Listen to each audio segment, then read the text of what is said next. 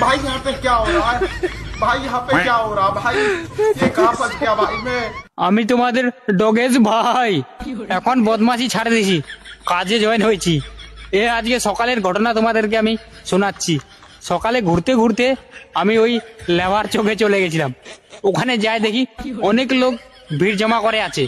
আমিও ওখানে যাই বসেছিলাম। ঠিকাদার বলছে, ও ডগেজ আমার সঙ্গে কাজ করবি, চল তোকে আমি বিস্কুট খাওয়াবো। আমি বললাম ঠিক আছে।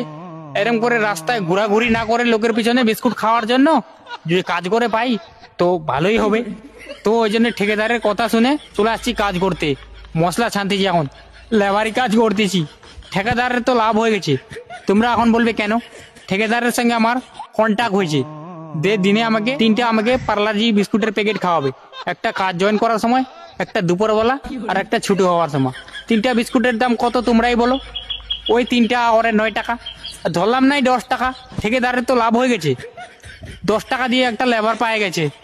সব আর এরকম খাতারনাক লেবার তোমাদের ডগেজ ভাইকে। ভিডিও ভালো লাগলে অবশ্যই ফলো করবে।